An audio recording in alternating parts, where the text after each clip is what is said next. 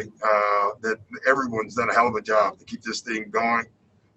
Now let's hope we can get healthy, get Trez back hopefully in the next couple of days, and go from there. Next up is Nikki. Go ahead, Nikki. Hey, Doc. This past 6 games where Paul George has averaged over or scored over 20 points, what do you think that says in terms of what the break has been able to do for his health and his rhythm? Yeah, I think it's been great, Nikki. Number one, I thought he was playing great right before the break. I thought that was the best basketball he played those last 10 games.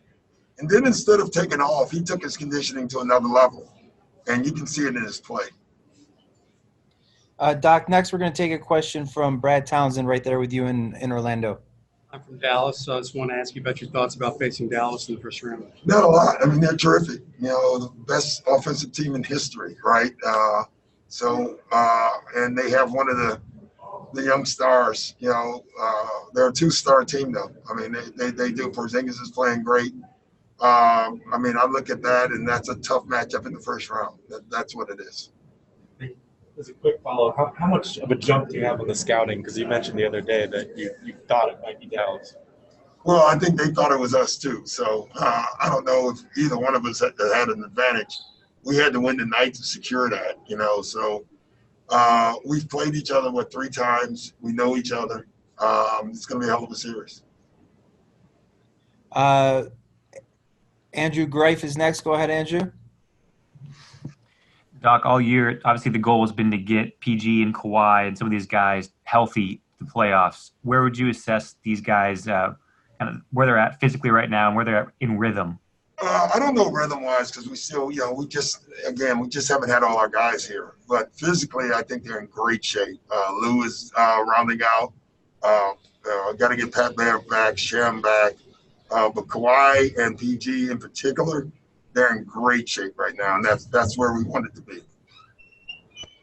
All right, Doc, last one. For some reason, Troy doesn't want to ask any questions tonight. So we'll go to Miriam. Hey, Doc, congrats. You kind of talked about getting this, wanting to get healthy and kind of feeling sort of relieved and also a little bit impressed with yourselves that you're the 2 seed despite everything. What's the vibe among the guys in that regard?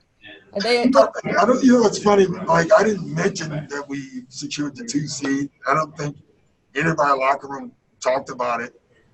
We really don't care. Like we want to win it all, and we got to improve as a team. We know that we have work to do, but we're going to the playoffs with that mindset, and that's the only thing that matters right now for us.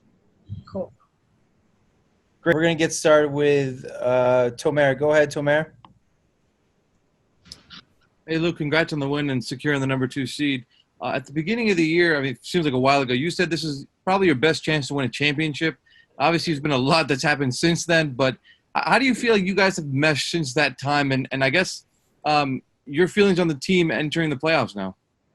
I feel really good about our opportunity. I think we're a highly talented team. I think the only thing that can stop us really is the effort that we put forth out on the floor and how much we play together. So, like you just mentioned, meshing is important to us.